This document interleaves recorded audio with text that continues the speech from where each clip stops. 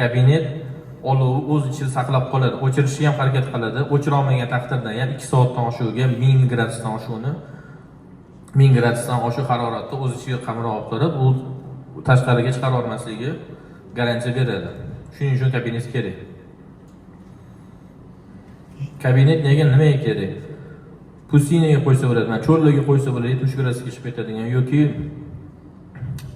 qor yog'adigan sovuq joylarga qo'ysa bo'ladi, shimoliy joylarga, chaqmoq yog'adigan joylarga bemalol qo'ysa bo'ladi yoki balandlikka qo'ysa bo'ladi. Ko'p invertorlarda yoki akkumulyatorlarda altitude, ya'ni balandlikni belgilab qo'ygan 2000 metr, 4000 metr bo'ladi. Bunda ham anchagan tog'larga qo'ysa bo'ladi, tog'da plantatsiyalarga ishlatsa bo'ladi bu narsani. Ya'ni maksimal umumniy решение endi bor. Misol uchun fermerlar xo'jalik ishlatadigan bo'lsa, paliflarni avtomatlashtirsa qo'ysa bo'ladi, bu sistemasi bilan ishlatib. Keyin xuddi boy neonni anaqasi qaytarilyapti. Soch sistemalari. Mana misol uchun bu yerda bir oyda hafta kunlari, oy kunlari bilan ko'rsangiz bo'ladi. Hammasida har xil ishlatiladi. Mana hammasida har xil rejimda ishlayapti. Self use modda, battery offda, peak shaving, charging mode, discharging mode. Qaysi biri vigilni bo'lsa o'shanda ishlayveradi.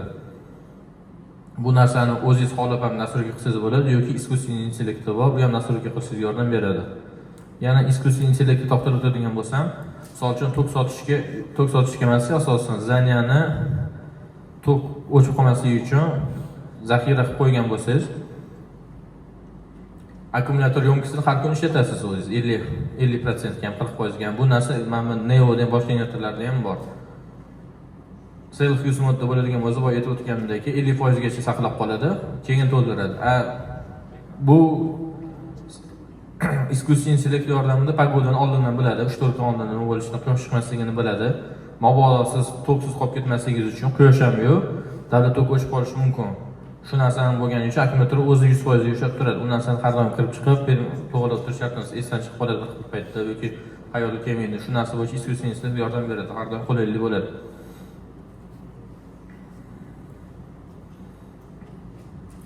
Yana bu yerda yana решениyalarni ko'rsatyapti, har xil.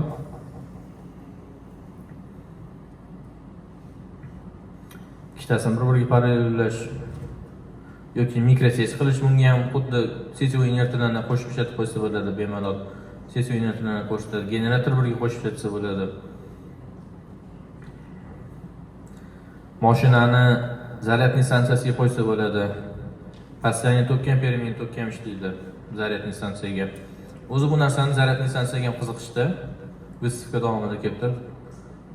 400 kWh, 500 kWh har kuni zaryadniy stansiyalar bor ekan hozir. Shunga ham qiziqishdi bu sistemani. Qilsa bo'larmi yo'qmi deb. Mobilniy degansizmi? Yo'q, bu narsa og'ir narsa, juda ham og'ir narsa. Bu mobilniy yurmaydi bu narsa, yo'q. Zazniyasi bo'lishi kerak bu. Солнечный panel statsionar, обязательно statsionar. Солнечный panel mobilniy qilish mumkin bu narsa emas, akkumulyator sistema emas. Bu narsani transportirovkasini o'ziga juda katta pul sarflab qo'yasiz foydasidan ko'ra.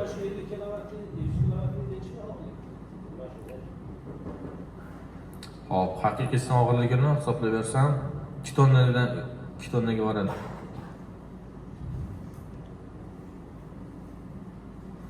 Solid slot bilan ishlatsanglar bo'ladi. Yana buning uchun alohida programmasi, alohida platformasi chiqqan solid slotni ham juda qulay bo'ladi. Hamma narsani hisob-kitob uchun.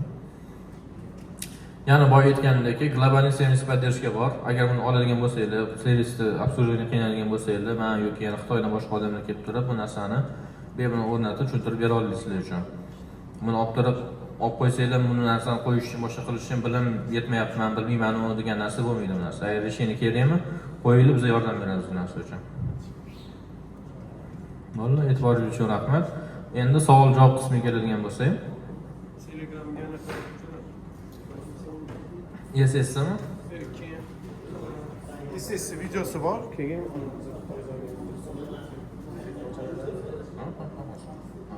internet berib faqat menga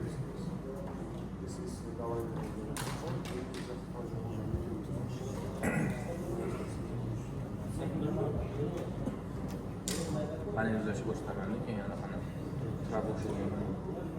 panellarni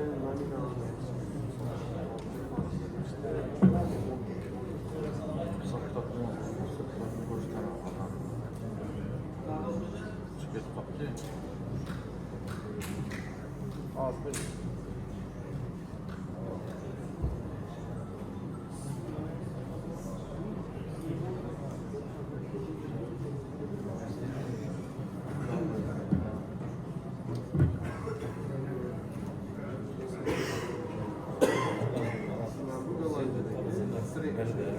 Trening. Oldin mana uni qiling.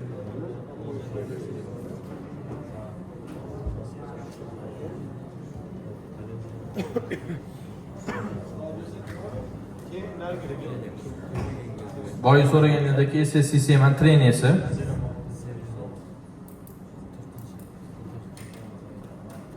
Ovoz chiqmaydi.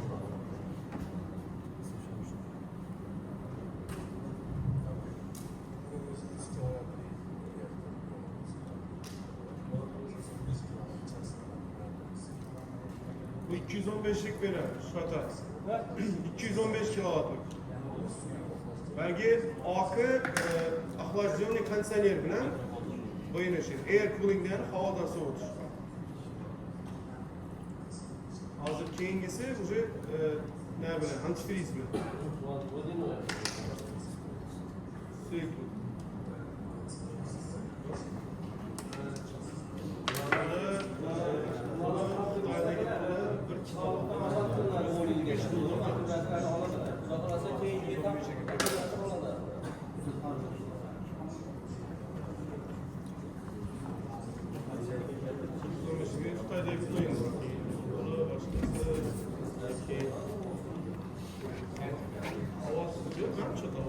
Ovoz mana o'zi chiqyapti. Bu yerda. Ay yo'q, qirlab qoladi. Evet, işin karası 261 kilowatt. Bunda yine liquid cooling, bunda yine suyukluk bilen soğuk. 50 kilowatt gibi olur mu 50 kilowatt? Yok, 100 en kiçkinesi. Sürekli 50 kilowatt nasıl 5 lira verir mesela? Bu da 261 koyarsaydı Yok, ona. direkt mi uzatılıyor mu? Vadeli o arkadaşlar yapmış ya. Vaja yoqlash deymiz. Vacina yok. Ben de Türkiye'de şu sulu gibi çok güzel ya. Çok ne bilen arkadan mı topla? Evet, ben de peste. Hazır, keyingi videoda Gollandiyada koyulgani var. 8 tane 10 ta koyulgani. Mana tepada gani. O'sha Gollandiyada qo'yilgani bu. Bu odam Toksa tomonda qo'ygan bo'lishi Gollandiyada. Firmasini ham nerda qo'ygan. 215 kilowatt her biri. Şu daha iyi koygan edi.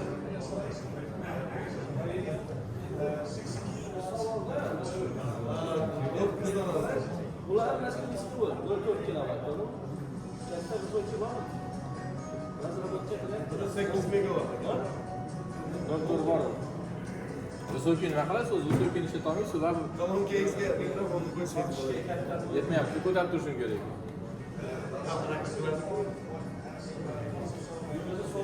Hadi sonunda şey yap koyup duruyor.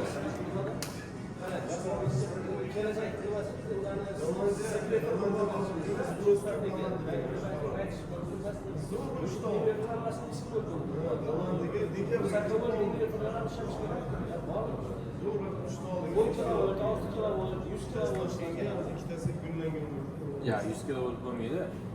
08 Yo. Tez transport qilasiz. Ya premium olamaysiz onda. 0.4 bor. Katta vixti siz aytayotgan narsa u 0.4 vixt bor, 150 kilovatgacha, 300 kilovatli invertorlarda уже 0.8. 0.8 kilovolt chiqadi. U 6000 kilovolt, 10000 kilovolt u foydasi yo'q narsa naqa chiqarishi.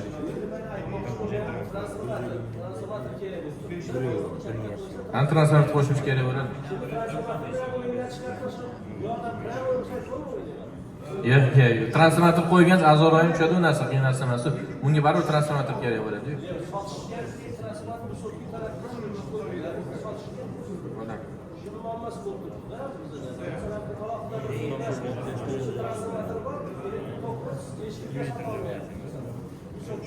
Shunaqay shuni o'tadi hozir aytadi. Qiziqarli hammaga. Hop. Solnechniy panellarni qanaqasiga tushirish kerak gruppaga? Boya aytgan gapim bor. Rahmatjon aka so'raganingizda 5 kilovatli invertorda 2 MPPT bo'lsa, 1 MPPT ga 10 ta panel ulab qo'yish nega xato? hisoblab ko'rsangiz 550 voltmi, 52 voltdan 520 to'g'ri kelyapti deb o'ylayshingiz mumkin, lekin bu narsa noto'g'ri narsa olib keladi. Bu yerda ko'rishingiz mumkin. Eski datasheet olingan, bu yerda solnechniy panelda datasheet. Hammasini ko'rsatib bo'ladi. Bu yerda open, bizga har doim open circuit voltage kerak bo'ladi. Xalosoy xotdiki, o'shani keyin baland bo'ladi. Hozirgi panellarda 52 uch, 53 volt, 54 voltgacha chiqyapti. Keyin temperature coefficient of Pmax bor, temperature coefficient of VOC bor. -0.29, -0.35 gacha bo'ladi. Bu nima degani? Qarang, mana bu yerda ko'rsatgan datasheetdagi ko'rsatgan ma'lumotlar faqat 25 gradus Selsiy uchun mo'ljallangan. Temperatura oshsa, bu pakazaniya hammasi o'zgaradi. 25 gradusdan panel harorati oshsa, bu pakazaniya hammasi o'zgaradi. Shu bilan birgalikda temperatura tushsa ham o'zgaradi. Harorat oshgan sari kuchlanish tushadi. Harorat tushgan sari kuchlanish oshadi quyosh panellarida. Shuning uchun quyosh panellari sovuqni yaxshi ko'radi. Buning sababi nimada desanglar, oddiy narsa, любой o'tkazish narsa qizigan sari qarshiligi oshib ketadi. Qarshilik oshgan sari kuchlanish pater kuchlanishda bo'ladi baribir yo'qotish. Shuning uchun tushib ketadi va sovigan sari qarshiligi kamayib ketadi, tok o'tkazish xususiyati oshadi. Shuning uchun quyosh panellarini kuchlanishi oshib ketib qoladi. Bu yerda endi qiyin qilib daskananing tushuntirilgan qiyin formulalari bor. Qisqa qilib aytganim, mana bu narsani sizlar bilan bo'lishmoqchiman. Tayyor ishlatib qo'yilgan. Mana necha gradus olish kerak bizga?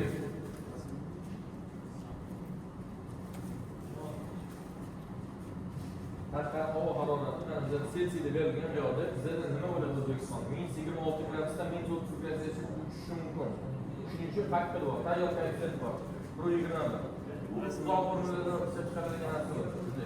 Bu tayyor koeffitsiyentlarga topshirilgan narsa. 1.21 koeffitsient bor.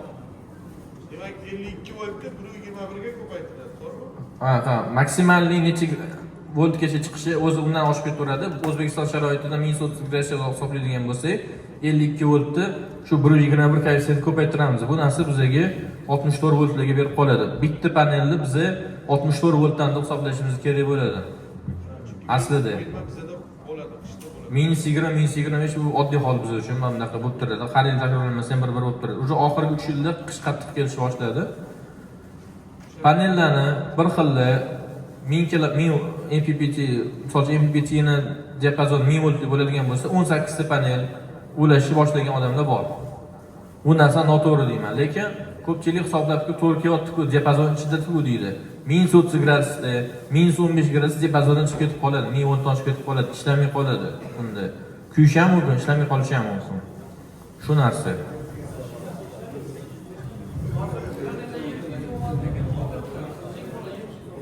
Yetkazolmadingiz? Hop. Datasheetini qaraysiz, volti ham amperi ham baland unda, to'ppa-to'g'ri. Amperi 17,18 amper, volti 49-50 volt unda, uncha baland emas. Aslida.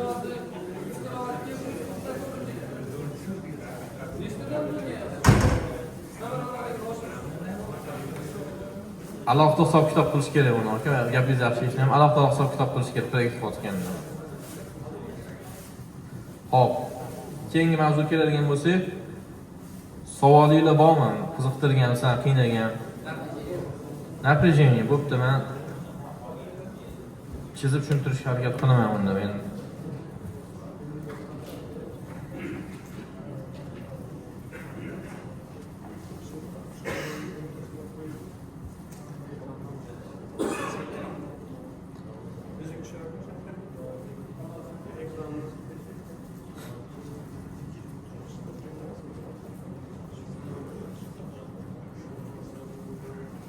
Xullas, nima to'plashi?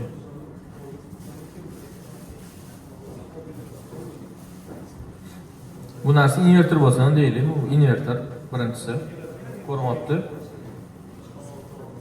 Bu yoq endi sech.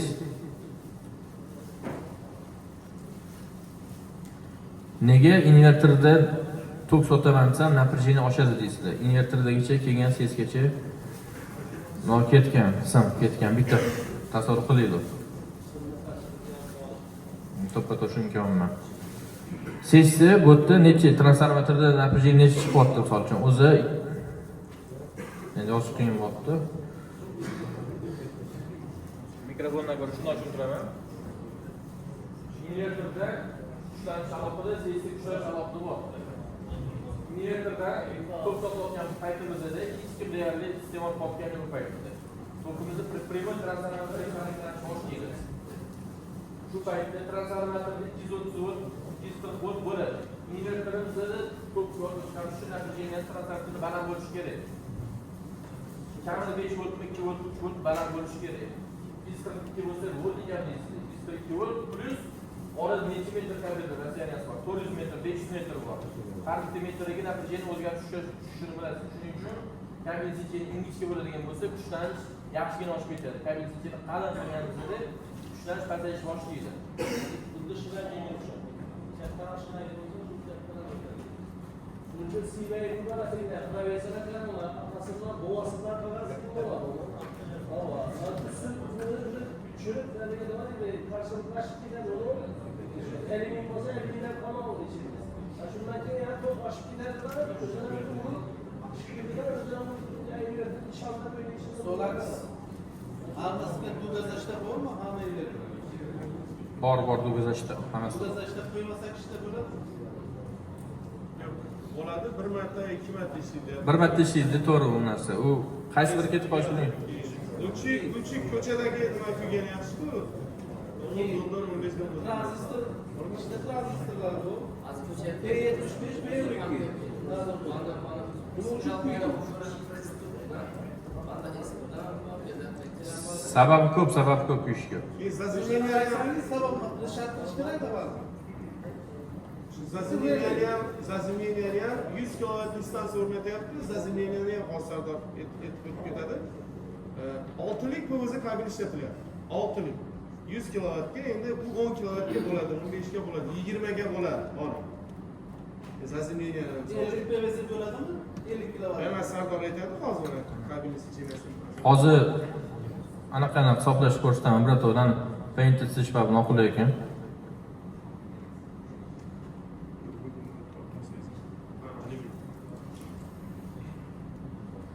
Ekranni ko'ryapsizlar. Bizda eng problemli inverter bir faza 10 kW inverter. Chunki bir fazaga butun 10 kW bergisi keladi. Shuning uchun tanlaymiz bir faza. Напряжение 220 volt turibdi. Mana dilina 100 metr bo'lsin. Secheniya kabel bizda alyumin bo'lsa 16 ishlatilyapti. Bir faza. Mощность 10.000 watt.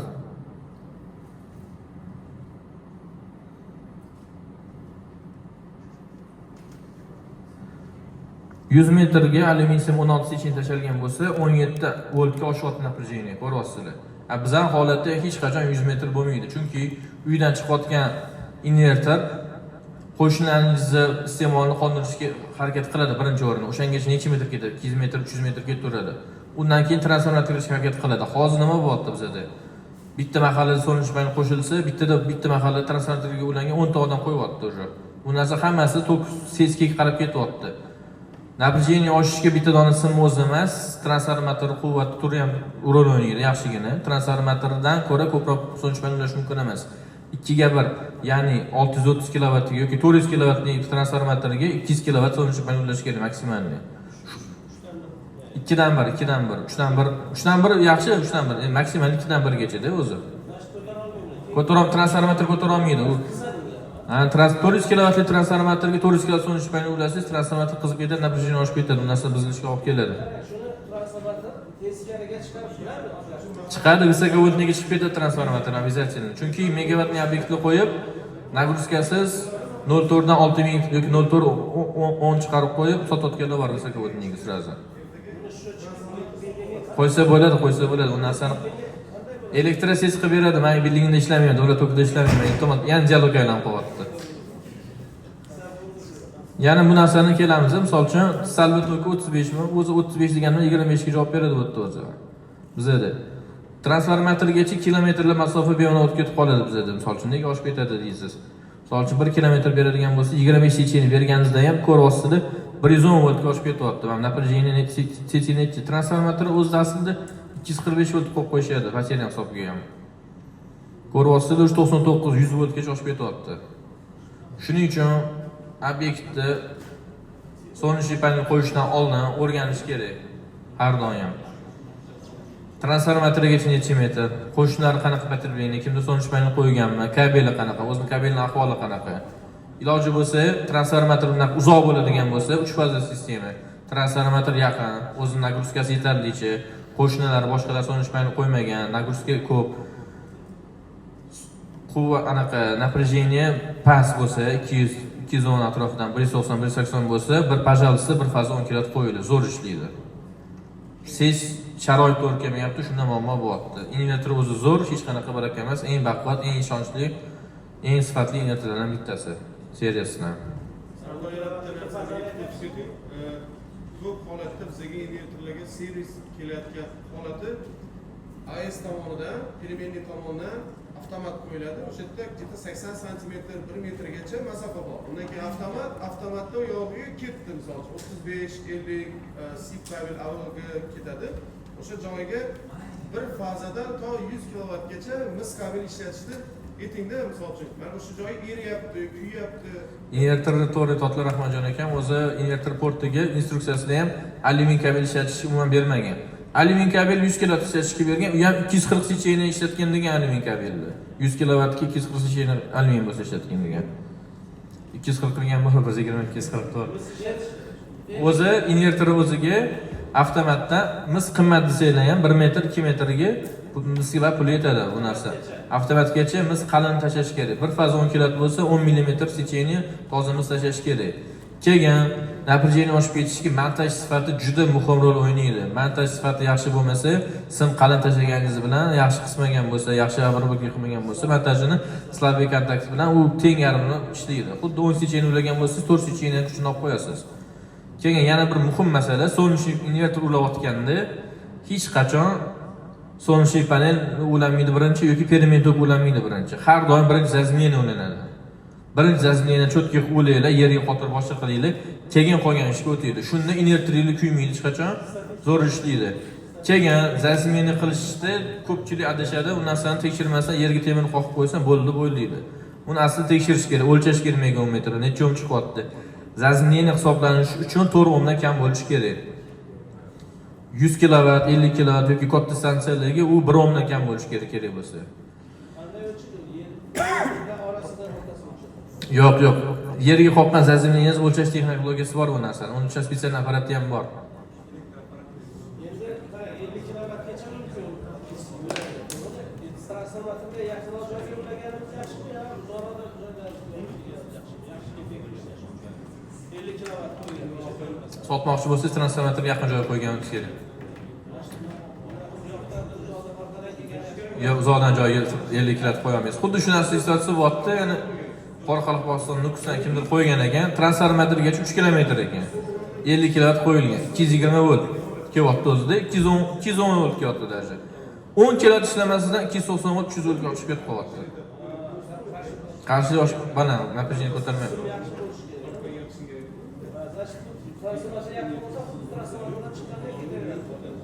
Simi secheniyasiga ham bog'liq. Boya aytayotgan gapim, zemlyani yaxshi qilish kerak har doim. Keyin zazmeniyaga qoqayotganda hamma ko'pchilik biladi, armatur qoqib bo'lmaydi deyshadi. Gap yo'q, qoqib bo'lmaydi. Temir prut yoki uголник qoqish kerak deyshadi. U narsaga ham qo'shilmayman men. Temir prut bilan uголник qo'ysangiz zanglab ketadi. Zanglagandan keyin usti yerdan kontakt yo'qoladi. Zazmeniyani 6 oy, 1 yil, 2 yildan keyin yo'qoladi. Xorazmda suv yaqin 2 metrdan zo'r chiqadi zazmeniyani. Lekin sho'rli bo'lgani bilan temirni korroziyaga olib keladi, dabdasini chiqaradi. Shu narsasi bor. Shuning uchun korroziyaga qarshi mis prutlarni ishlatish kerak. Ayash kerak emas, 4,5 metr, 6 metr, 9 metr qoqish kerak. Har 5 metrdan keyin yana qoqib qo'yish kerak. Zazmeniyani qattiq qilish kerak har doim. Bu narsa qimmat emas hozir aslida. 1 million so'm, 2 million so'm rasxod bo'ladi, bor yo'q. 100 million so'm, 400 million so'm. Ularni 5 kilovatidan 2 million foyda qilmayapti. Yo'q, gap. Yo'q. Bu 2 million so'm rasxod u 5 kW haqida ketmayapti, bu 100 kWli stansiyalar haqida ketyapti, 50 kWlilar ekan. U 5 kWli uchun bir dona 200 ming so'm bilan zazmeniyani hal qilsa bo'ladi bemalol. Keyin yana trubka va yana bir zazmeniya to'g'risida informatsiya. Bizda SSC issiq paytda qurib yere qalqilsa suv solib turish kerak, bilasizlar. Suv olish kerak. Ishlarni qilamiz, uyga yasamaydi va bir sanasi Savollar bo'lsa, bemalol.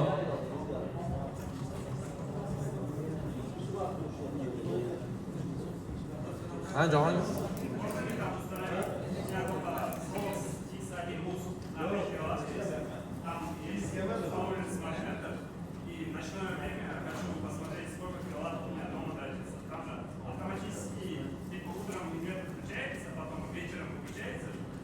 Как можно сделать так, чтобы вечером инвертор не выключался, а работал?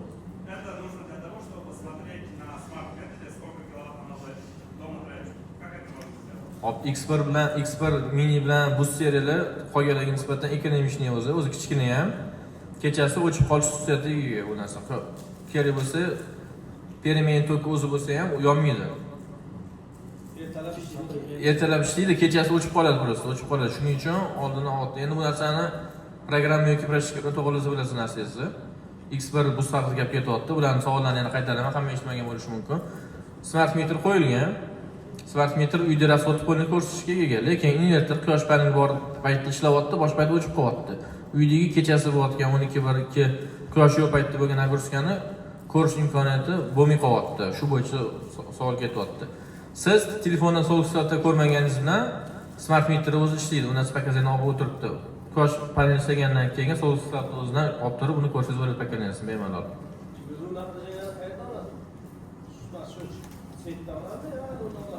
Sesdan smart счетчик ulab ko'rmaganmisizmi? Smart счетчик hech qanaqangi qiyin. Yo'q, kattalar kichkinalar degan narsa bir xil narsa hammasi smart счетчик. Hozir 10 kilovatlik bir faza sitvoy inverterda toka transformator qo'ydirganmiz zavoddan. 5 metrgacha kabeli, o'zini kabeli. O'shani to'g'ri o'rnatishni ham aytib o'tib ketsangiz, Bo'ldi. ko'pchilikka qiziq. Ko'pchilik shu 5 metr sim yetgan joyigacha qo'yapti. U yoqdagi nagruska nima bo'ladi, o'shani ham aytib ketsangiz. Hop. Bu chizish ham neudobniy bo'lyapti.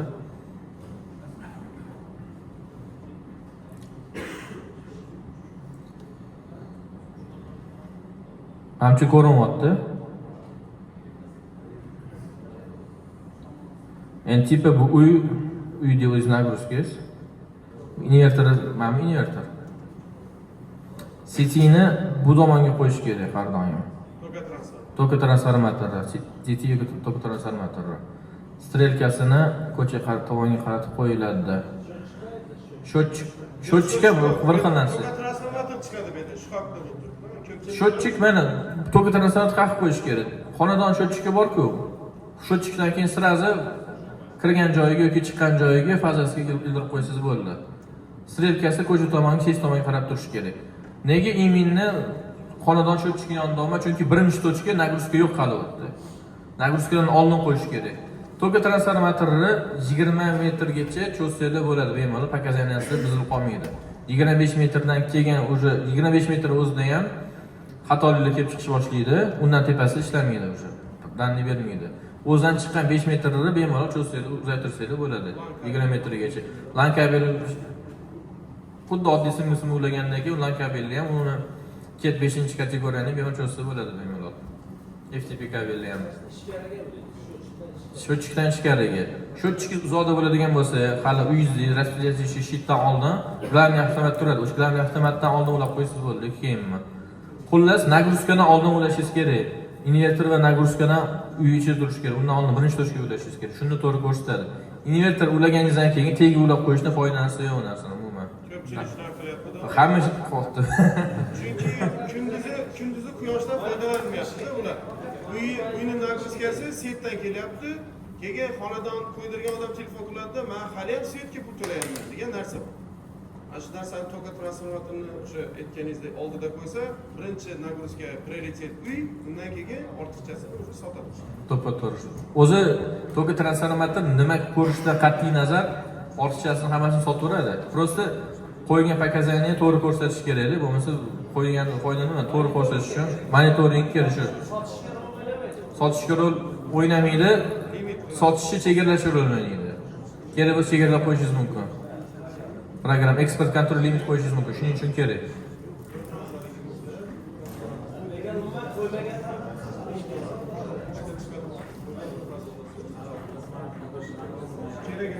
Balandroq gapirasiz. Rahmat.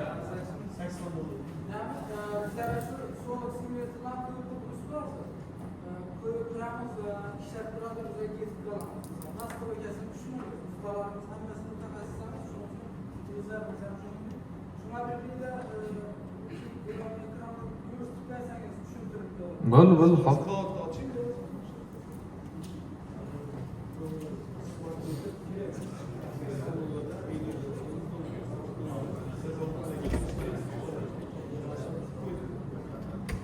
Hozir mana kurslarda to'xtatgan ko'rsatma bo'lmasa. Shu farzada bizlar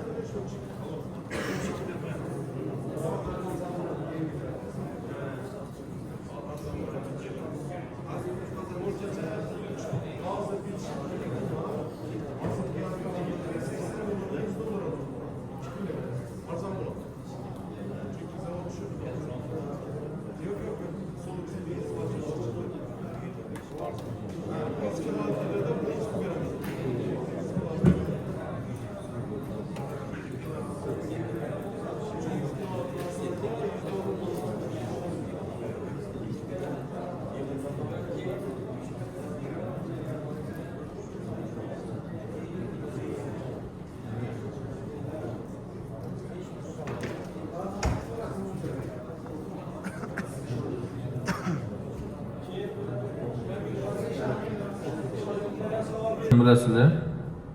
2014 ishimga sir emas bu narsa. Kirdi. Mana bu narsa har xil boshqasi turishi mumkin. VDA 1641 shu narsa katta rol o'ynaydi. Endi men bunisini ishlataman. Bu narsa yevropeyskiy bo'lgancha bo'lib mukammalroq diapazonni tayyor katta bo'ladi.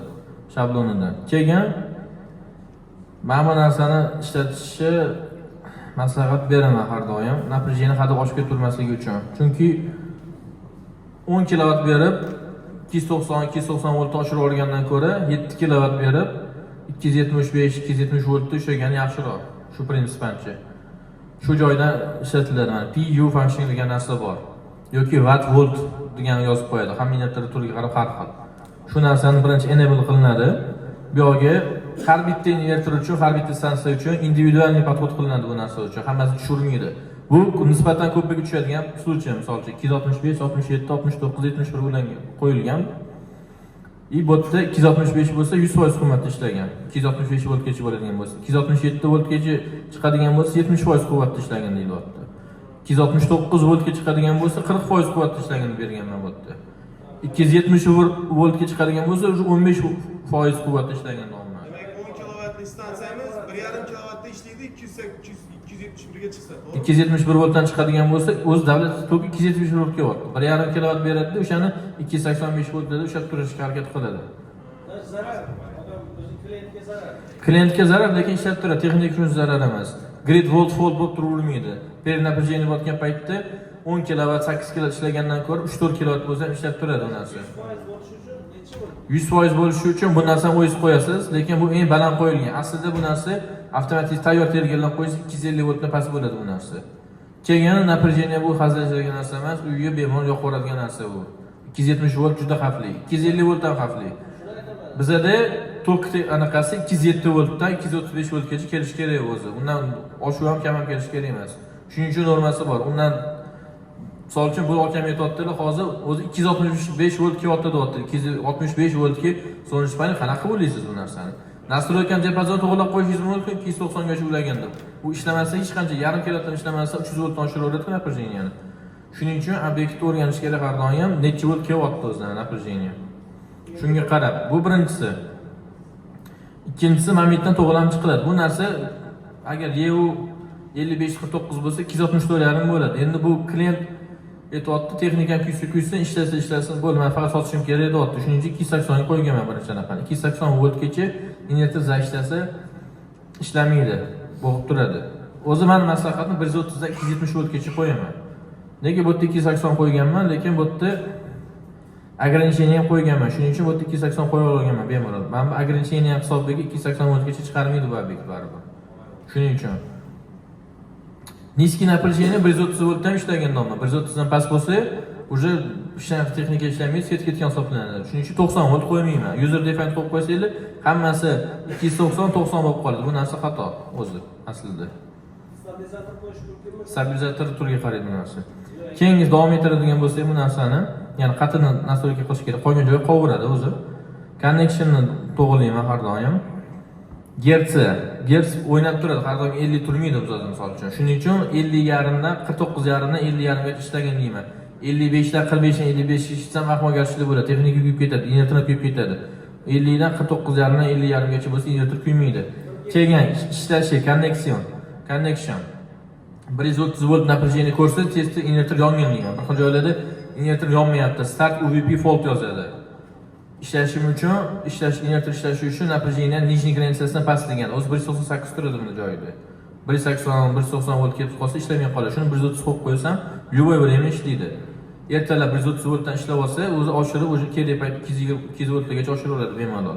Tepasini 265 voltgacha olmayman. O'zi 253 gacha turadi. Misol uchun mayli 265 voltdan ishlasin-da, ishlab tursin-da, хотя бы 275 voltda 1.5 kW bo'lsa ham ishlab tursin, o'chib qolmasin degan ma'noda berilgan bu narsa. Hadab ashga beravermaslik uchun. Qayta ulanish bor. Xuddi tepadagi narsani qayta qo'yib qo'ysangiz bo'ladi.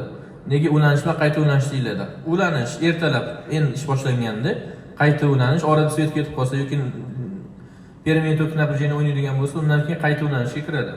Shu qayta ulanishga gradient qo'yish kerak 9% ga. Bittada misol uchun 10 kW bo'lsa, ham bittada 10 kW bersa, liniya dabdasini chiqarib yuboradi. 9% gradient bo'lsa, sekin plavniy oshirib boradi. Shuning uchun liniya sinxronizatsiya qilish uchun transformatorni o'z sinxronizatsiya qilish anaqasi bor. Возможность bor ozgina bo'lsa ham. Avtomat o'tib olmasligi uchun kerak bo'ladi.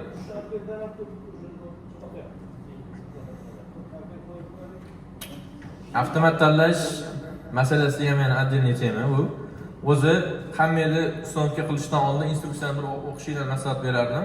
Ingliz tili bo'lgani bilan jadvallarni ko'rsanglar, sonni tili bo'lmaydi. Buning uchun ingliz tilini bilmaydigan bahona o'tmaydi. Son hamma tilda bir xil, misol uchun. Avtomatda DC AC bracket yozib qo'ygan bo'ldi shu so'z mana. Necha amper avtomat qo'yishingiz kerak, necha kabel qo'yishingiz kerak, hammasini yozib qo'ygan. Bir fazi 10 kW hamma xato qiladi, juda mashhur lekin u 10 secheni kabel ishlatgan yozib qo'ygan, avtomat 63 amper qo'ygan degan. 63 amper avtomat qatdan keldi. Kalkulyator olamiz. Misol uchun 10.000 volt, 10.000 watt 230 ga bo'lsa 43 amper chiqyapti. Nominalda ham invertor yonida ham 43 amper, 45 amper yozgan, 45.5 amper. Mayli, 45.5 amper olamiz. Ko'paytiramiz. 1.25 koeffitsient bo'ladi har doim. 56.8. 56.8 degan biz avtomatimiz yo'q. Nima avtomat bor bunga yaqin? Tepasi olinadi. 63 amper olinadi. 63 amper avtomat qo'yiladi va 63 amperdan ko'proq quvvatda 63 amperdan ko'proq tokka o'tkazish mumkin bo'lgan kabel tanlanadi har doim. 63 amperdan necha kabel tanlaydi? 10 sechenimiz tanlaydi yoki 16 secheni alyumin yoki 25 secheni alyumin. Kabellar anaqasiga qaraladi, bo'ldi. Hasanboy, siz savolga javob berdim.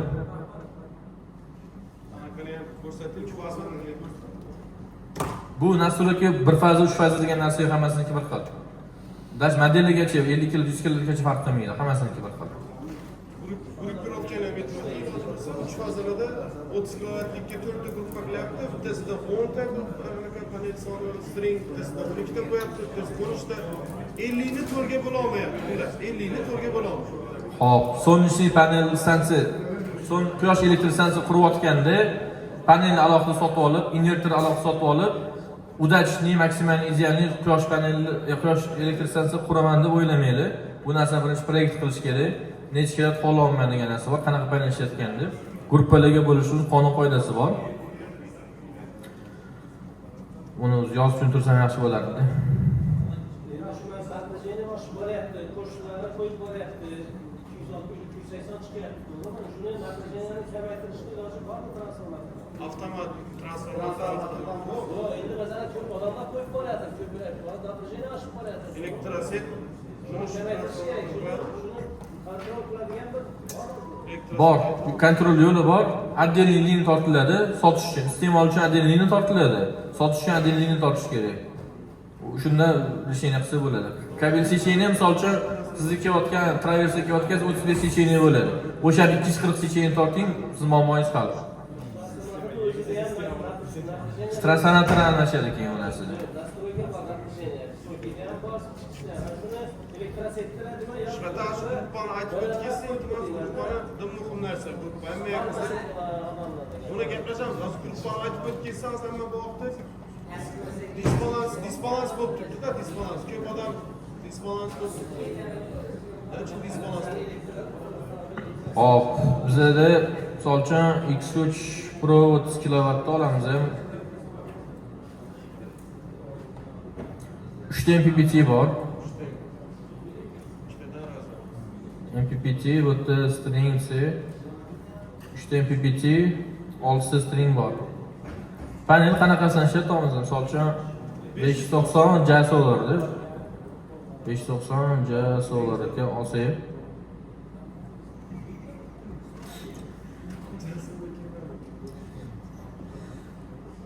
Hop, 30 kilovat olishimiz uchun biza taxminan qancha olishimiz kerak panelni? 3590 ga bo'lishadi sirasi. Ketadi. 51 ta panel oladi.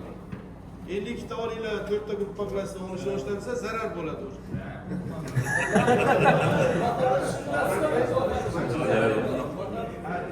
Hop. Eshitdik. Bo'pti. Endi haqiqatdan aytish kerak, решение beradi. 51 ta bo'ptimi? Spesialist решение beradi. Qarang, 51 tani o'zi 3 ga bo'laman desa 17 ta o'qib qoldi. Boya aytdim. 17 ta panel olsangiz agar siz open circuit voltage 53 volt deb o'ylaysiz. Aslida 53 volt emas, 1.20 koeffitsient ham bordi, temperatura effekti. 1090 volt olib ketyapti. 980 volt oshib ketsa inverter kuyadi. Ya'ni 100 volt oshib ketyapti. 17 dan ola olmaysiz решениyaga. Endi teng bo'lishingiz kerak, keng gruppaga bo'lishingiz kerak. Nima qilasiz bu narsani? 51 to'rtga bo'laman deysiz. To'rtga bo'la olmaysiz. Bitta 12 dan, bittasi 13 dan bo'lib qoladi. Zarar beradi. Bu narsani Solution qidiramiz. bu narsani chizib tushuntirishim kerak edi. Qarang. MPPT bitta inverterda MPPT alohida inverter degan gapni g'oyani oldin suradigan odamlar ham bor. Juda katta adashadi bu narsada. U odamlar bitta inverterda MPPTmi alohida ishlamaydi. Kuchlanish bir xil bo'lishi kerak. DC ambalansga beradi. Buni isbotlab beraman sizga. Misol uchun mana minus liniya kelyapti inverter ichiga. Minus liniya ko'ryapsizmi sizlarga? Minus liniya inverter ichida bitta shinaga yotadi, ko'rsanglar. Keyin plyuslar bor. Plyus simlar keladi. Plyus simlar qanaqangidir ham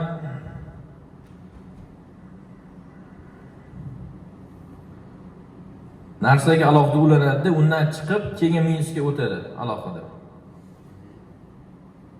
Boshqachasi bilan o'ylayman, mana shinasiga tushadi. Qarang.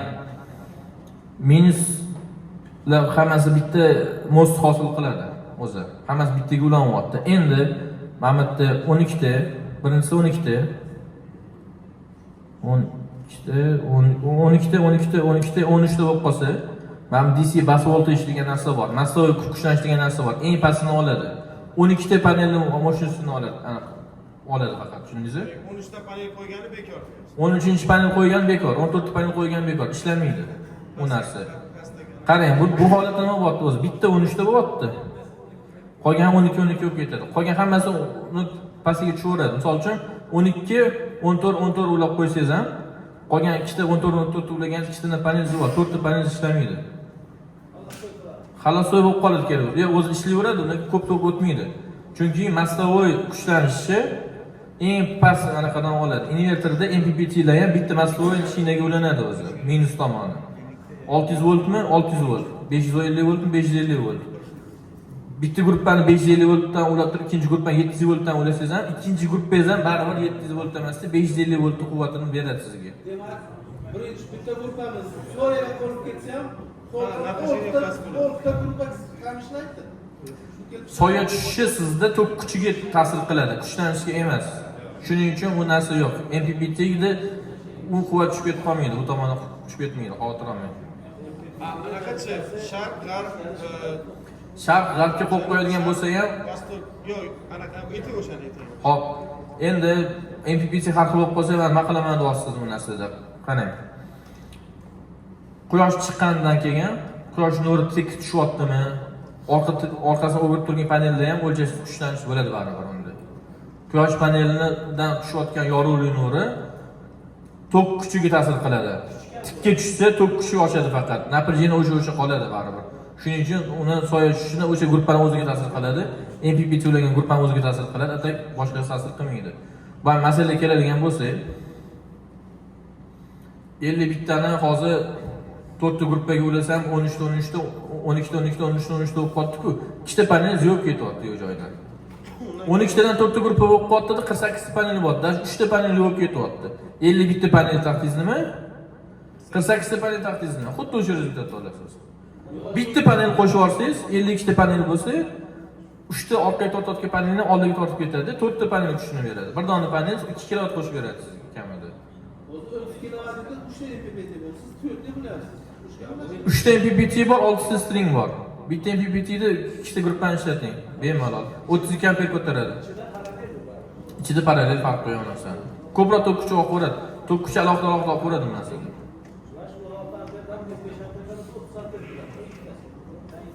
Xuddi shunaqa. Sardor, mana kecha aytdim sizga. 5 ta gruppa qilingan, 13 tadan 5 ta gruppa qilingan. Birinchi gruppamiz 70 metrdan kelyapti. 70 metrdan kelyapti birinchi gruppamiz. Oxirgi gruppamiz 20 metrdan metrga tushyapti.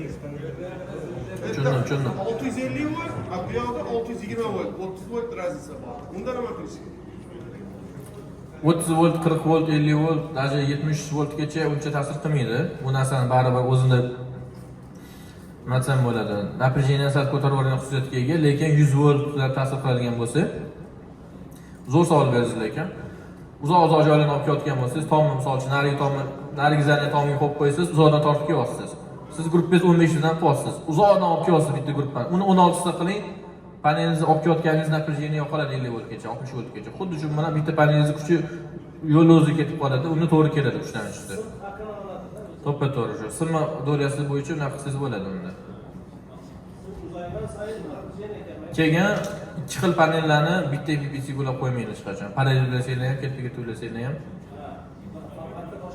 Barcha boshqalarni ham, brendi boshqalarni ham qo'yish kerak emas, bo'lish kerak emas. Boshqa MPPT bo'lsa bo'ladi, bitta MPPT emas. Boshqa MPPT bo'lgan bilan ham kuchlanishni bir xil qilishingizga qiynalib qolasiz. Ya amperda emas. Boshqa MPPT bo'lsa mayli, kuchlanishni bir xil qiling, gap yo'q.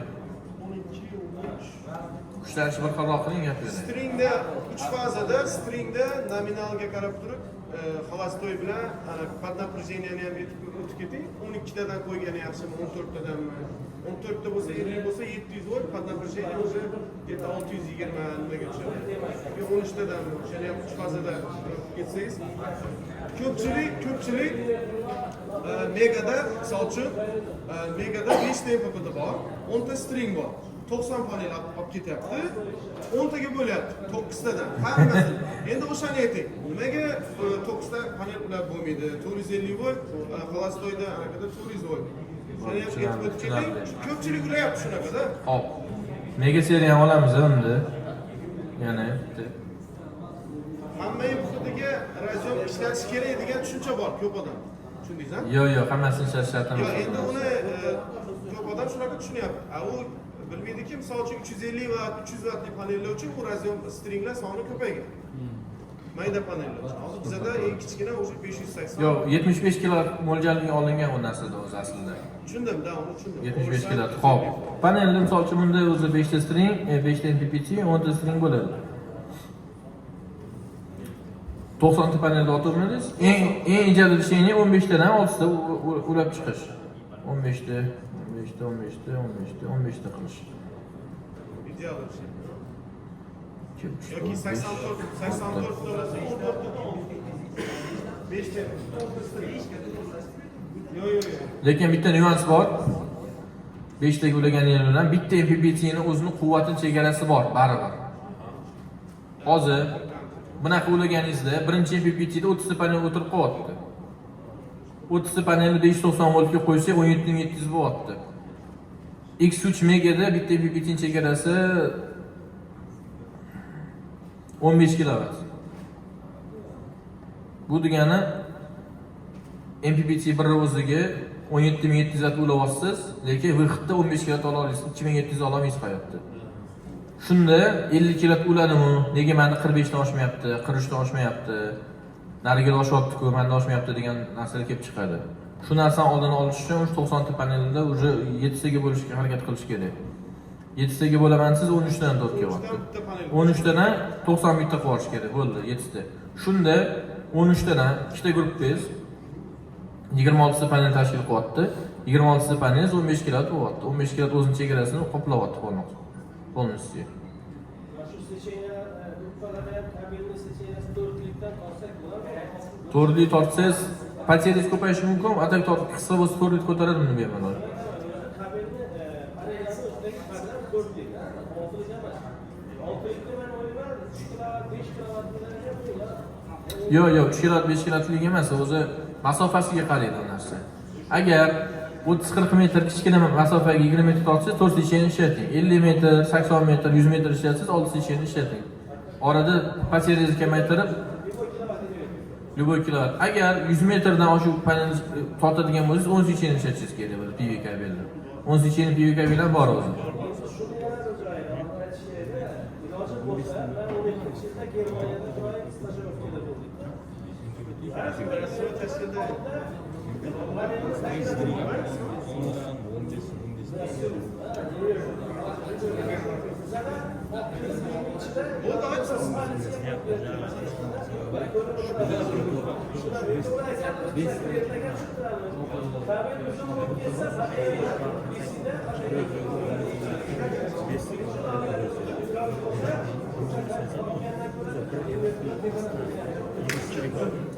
Yo'q, invertor tepada savolingizni men qisqa tushuntiraman qaytadan.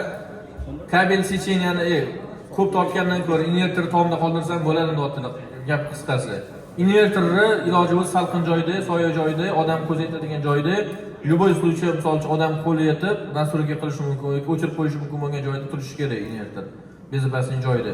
Tomda qolib ketsa, suv tushadimi, yomg'ir qor tushadimi, uni kontrol qila olmaysiz. Eng yomoni hozir nima bor? Qush quradi, hasharot quradi. Men 100 kilovat invertordan ko'rganman. Nega buzilib qoldi, hayronman. To'ppa-to'p ishlab turgan joyda hammasi zakonniy qilingan. Nega desa, invertor tagidagi MPPT portlarni ishlatmagan, zakljushkasi olib tashlagan, uning ichiga hasharot qurgan. Vosk yig'ib tashlagan. O'sha ham kerak bo'lsa invertor buzishga olib kelgan narsa. Keyin tepada men misol uchun ko'p ko'rganman, Xorazm regioni o'zida ham so'nchi panel tepasini tagiga 30 kilovat invertor qo'ygan. 2 yil ishlagan. 2 yildan keyin buzilgan. Buzilgan sababi kaptar axlat qilib tashlagan invertorni. Yo'q, kaptar o'sha yerda kaptarxona bor ekan. Ustiga qo'yib, o'sha axlatni orasi qolib ketgan u. Radiator bo'g'ib qo'ygan. to'lgan nima bor? Shuning uchun invertor yaqinroq joyda turishga, tomda qolib ketish kerak emas. Arzimagan tomdan kabel tushirganingiz hech qanaqa katta pateri bo'lmaydi. Bir kunda 2 kilovat kamroq olasiz. Lekin bezapasini turib uzoq yil xizmat qiladi.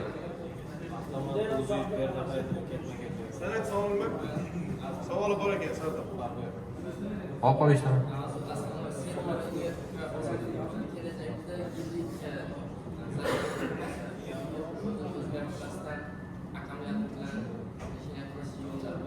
Yo'q.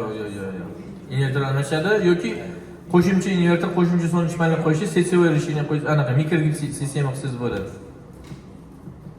Yo'q, davlat sotib olmaydi, Davlat sotib oladi, baribir sotib oladi davlat. O'zbekiston strategiyasi bo'yicha hozir 27-yilgacha, 28-yilgacha mesimiydi. 30gacha mesimga o'zgartirdi. Bu vaqt bemalol. Unga bemalol. Undan keyin hali O'zbekiston Yevropaga tok sotmoqchi o'zi quyosh panelidan qo'yib. Bizning chesoy bo'jimiz har xil bemalol. Unga perda qilsak bo'ladi. Shuning uchun hali yana bosib anaqa qilib ko'payyapti bu sistema, bu siyosat. 5 yil turibdi, hop. 15 kilovat yo'q. Shu chiqarishni 10 qo'yib, yana 10 talik panel qo'ymoqchi. 3 fazami, 1 faza sistema. 1 fazaga ulamas 15 ga. O'zi 1 faza 10 kilovat ko'tara olmay qoladi o'zi. Yo'q. Qarang, O'zbekistonning uylarni o'zi sistemasi 1 fazaga 6 kilovatgacha mo'ljallangan bo'ladi. Shunga yarasha kabel tashalgan bo'ladi. U narsani perdelka qilaman deb 1 faza uchun 15 kilovat ko'taraman degan, u 1 fazaga 15 kilovat ko'taraman degani, bu degani 50 kilovat uchun 3 faza 50 kilovat sistema uchun aniq tayyorgarlik ko'rdim degani. Nima qiladi? 3 kilovat fazaga o'zgartirish kerak undan ko'ra. Arzonroq ham tushadi. To'ppa-to'g'ri xuddi shunaqa. Shunaqa. Aslida qarang, 1 faza sistemada tok 0 dan oqadi. Faza 0 dan oqadi. 3 faza sistemada agar uchala faza kuchlanishi barobar bo'lsa, 0 dan tok oqmaydi. 3 ta fazani o'zidan aylanib yuraveradi. Bu degani 6 barobar ekonomik ishlaydigan fazadan pateri kamroq bo'ladi.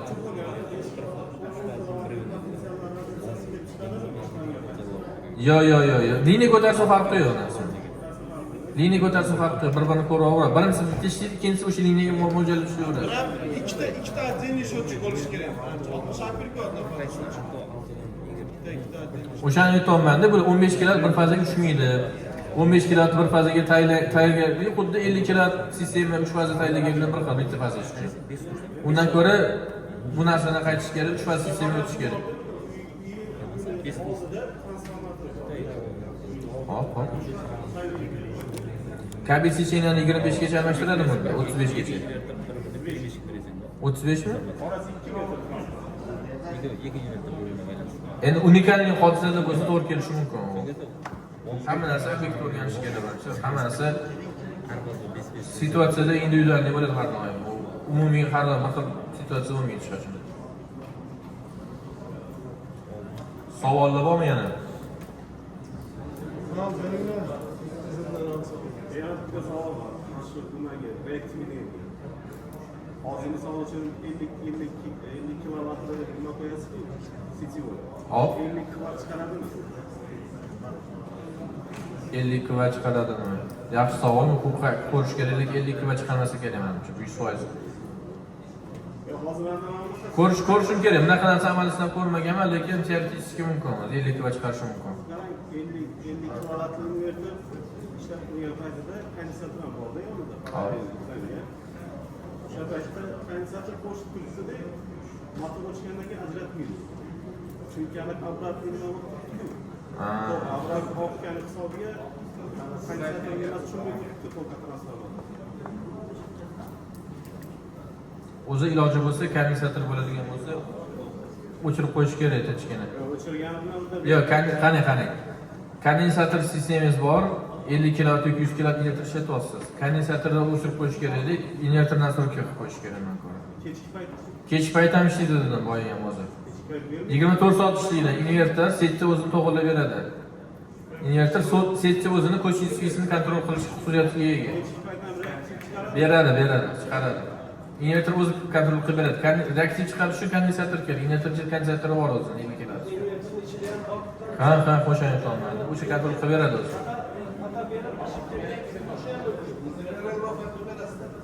Ha. Uni regulovkasi qiyinroq, u ozgina o'rganib, boshqa qilib, nima necha kilovat соотношениесini olib turib, telefon bilan nasl qilib. Farqi telefon ekrani degan narsa bir xil narsa o'zi. Telefon qulayroq bor.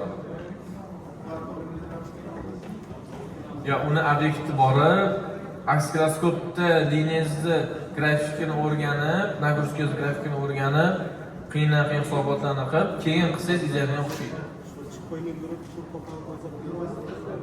Yarim soatda o'qitadi.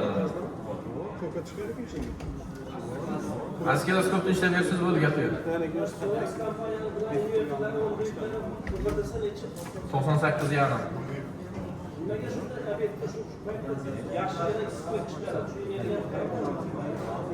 So'z tushib ketadi-da o'zi. 1,5-2,5%. Qarang, bizada qizib ketish uchun havo bilan sovutmoqchi bo'ladi-ku, havoni o'zi issiq-ku, nima bilan sovutsin? Havoni o'zini tagiga suv qo'yib qo'yib qo'yib, yana sovutib oladi o'zi. Salqin joyda turgan inverter qizmayapti. Keyin inverter qizishi asosiy sabab boya aytgandek, Rahmonjon aka aytgandek 50 kilovatga 10 ta gruppa qolib bor 9 tadan. Birinchidan kabelni yutqizyapti, ish haqidan yutqizyapti, avtomatdan yutqizyapti, kabelli secheniya ipotekalarni yutqizyapti. Ikkinchi yutqizayotgan narsasi invertorni nominaldan tushib ketyapti kuchlanish. 98,5-99% ishlashi o'rniga 93-94% ishlaydi. Qizishga olib keladi bu narsa, 4% batarya suvliga olib keladi. Keyin katta tok o'tyapti. Katta tok o'tishi ham misol uchun 12 volt, 12 amper, 13 amper kelishi o'rniga 20 amper, 25 amper kelyapti. Bilasiz, simda qancha ko'p tok o'tsa, shuncha qiziydi patalar ichida. U narsa yana qizishga olib keladi. Ideal решение qilingan bo'lsa, hamma narsasini hisob-kitobga qilib ulangan bo'lsa, uncha-munchaga qizilmaydi. Qizib ketadigan случайлар hammasi noto'g'ri установкаdan to'g'ri hisob-kitobsizdan bo'ladi o'zi. Солнечный elektrostansiya qurishdan oldin qanaqa bo'lishidan qat'iy nazar, planirovka bo'lishi kerak. Proyekt qilmay mayli gap yo'q, qiyin narsa. Хотя бы planirovka, umniy planirovka bo'lishi kerak.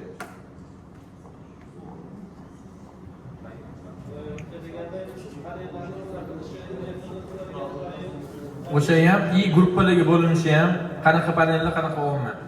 To'g'ri kelmayapti, misol uchun sizni возможностьingizga mana 590 watt to'g'ri kelmayaptimi? 620 watt oling. 620 watt to'g'ri keladi sizga ko'proq. Endi klientlar shunaqa bo'lib ketdi, hozir bizlar odamlar savol qilyapti. Reklamaga ketadi bu narsa, 620 da shu turib bo'lmaydi. 750 chiqyapti, 750 qo'yib berasan menga deyapti. Voy aka, 750 bu beyaverda shuncha katta bo'lib ketdi. Boshqa faktorlarni nazar qiladigan. Shuni ko'rdim reklamasida. Bizning rejalarimiz bilan, bizning proyektimiz bilan uni Siz bir podkast aytishingiz kerak-da. Podkastda chiqishingiz kerak. Aytib berishingiz kerak. 720 bilan 605 ni farqi yo'q. İkisinin ham koeffitsiyenti 23%, 23%. Razmerda farq. 720 ni beli sinish ehtimoli bor. Davlatga. Xitoylar nizomat.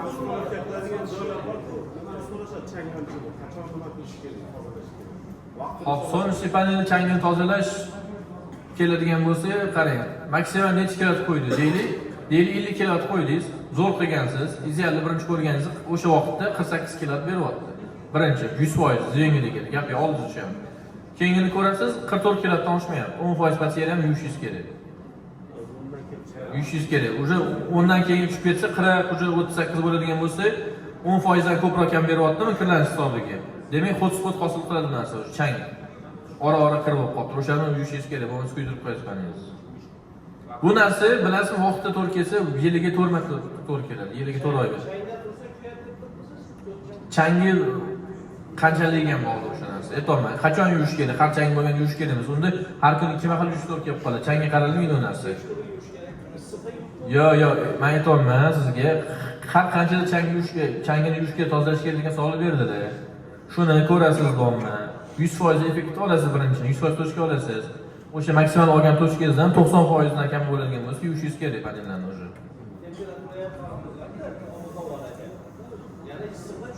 Birinchi to'shkangiz 100% hammasini hisobga olgan bo'lasiz o'sha narsani.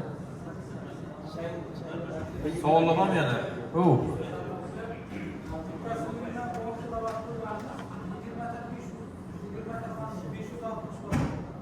Hop.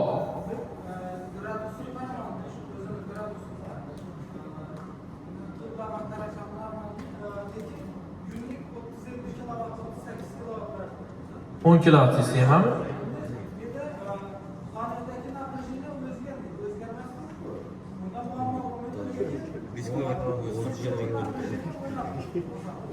Bu qani 37 kilowatt berayotganingiz sizda invertor o'chib turibdi, sechka polni sotayotgani yo'q. Shuning uchun o'chib turibdi bu narsa. Sechingiz to'g'ri, invertor zo'r ishlaydi. İnternet ulanganmi? Hozir ko'ramiz shu ba'zi.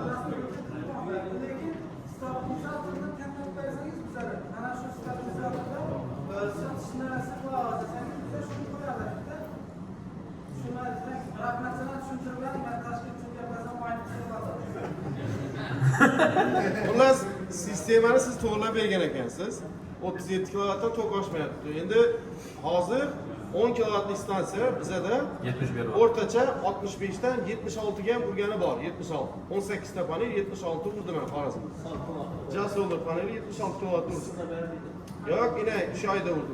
Apreldan salkib ham bu havo yomg'irdan keyin. Endi bu yerda hozir напряжение chiqib tushib, o'shaning uchun limit 37 kilovat bo'lib qolgan.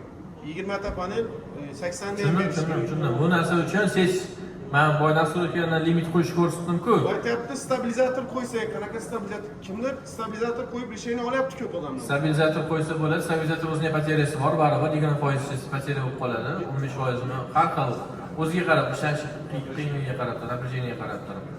Stabilizator. Siz ustanovkangiz bilan men ustanovka farqi. Tushundim, az go'shtaman.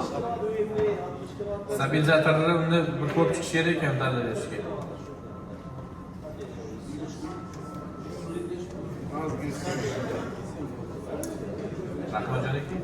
Qarang, DC avtomatlari hozir 18.5, 18.7 amper, 720 wattli panel kirib keldi. Hop. O'zimiz bir 10 tacha konteynerni sotdik. DC avtomatli 25 amperda qolyapti. Predохранительlar eriyapti ham, yonyapti. Hop. Hozir shuni ham bir aytib o'tib ketsangiz. Hop. Qarang, DC avtomat tanlashda mana AC avtomat SSL, misol uchun mana 45,5 amper beradigan bo'lsa, buni 1.25 ko'paytiramiz. Shunda bizda 63 amper kelib chiqyapti, 57 mi, 58 chiqyapti. Tepasini olamiz, 63 olamiz, o'tuvdi. Endi DC avtomatlarni hisoblash uchun deylik misol uchun 18 bo'lsa, 1.56 ga ko'paytiradi. Kalkulyator ko'rinmayapti. Ne ko'rinmayapti? Ijtimoiy buni ko'rasiz.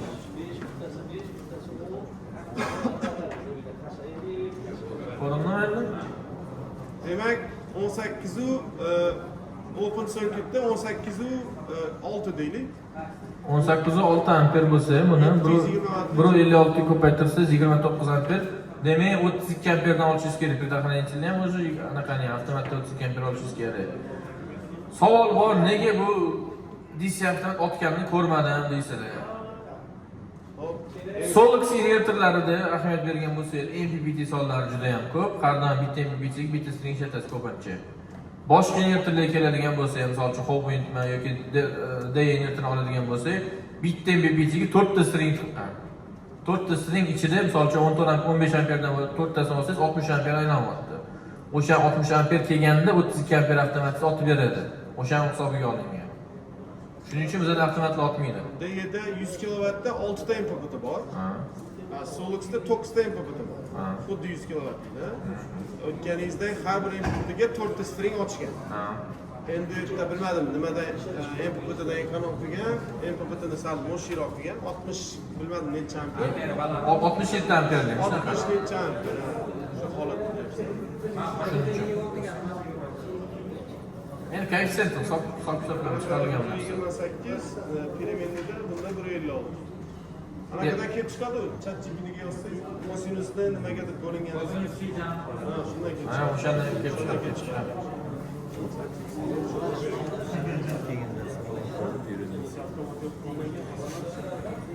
O'sha endi DC avtomatni o'rniga mana ko'p holatda oldin hozir ham qo'yilayotgan joylar bor, videolar keladi. Chint avtomati turibdi. AC avtomat. AC avtomat turibdi. O'sha Dugani nimasini aytib o'tib keting. Ko'pchilik qo'yapti buni, chunki ko'p joyda qo'yapti. Videolari ham. DC avtomati sifatsiz olsangiz ham yoki o'rniga eng sifatli AC avtomat olsangiz ham duga bo'lgan paytda u yonib ketadi. Shiti yonib ketishi olib keladi, dugaga sensori yo'q. DC avtomatni ishlatib turgan paytda o'zi o'chirsangiz o'tib aniq yonib ketishi mumkin, kattadan beri o'tayotganda o'zi. Lekin DC avtomat zo'r tomoni bitta o'chirasiz, yonadi, ichi kuyadi, o'chib qoladi, qayta yoqolmaysiz, bo'ldi. Afzal tanlashingiz ishingiz bitadi. AC avtomat qo'ysangiz, shitingiz o'zi oxirigacha yonib ketadi bu narsada. O'zi shartmi avtomat? Avtomat shart, bezalasiz uchun, shart bu narsa uchun. Chepib otishini isbotlab berdim men qachon otishini hozir. Sardor Telegramingizga o'sha videoni jo'natib qo'yib bering. Chint avtomat qo'ygan, mana Dugadan kelib chiqqan hozir. Mana video jo'natdim sizga. Ha, mana shu videoni ochinglar, Samarqandda u yerda bo'lgan shu video. O'zlari yoqib ko'rsatgan. Yo'q. U ko'rsatyapti nima bo'lishini. Ko'ring, ana переменный Dugan yakunligini ko'ring. Ko'rib turing. Men ovozini yoqishga harakat qiling. Ovoz shart emasmi? Chint avtomat qo'ygan, endi 9 tadan bitta gruppa bilmadim nechta.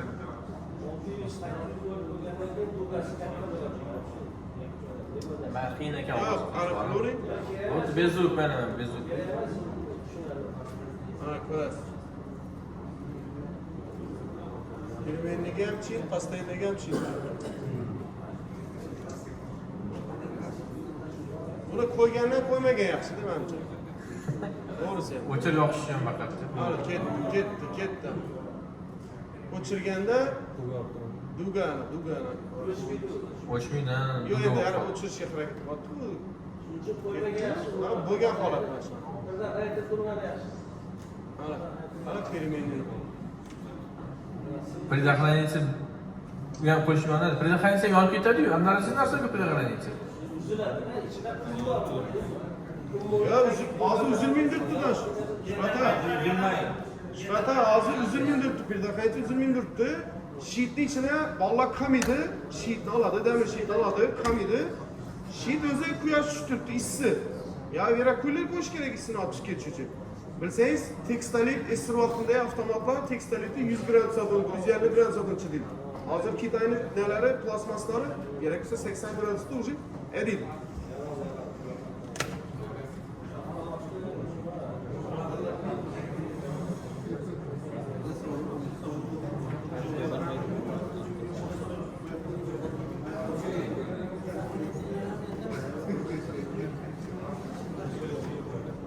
Savol javob bo'lsa.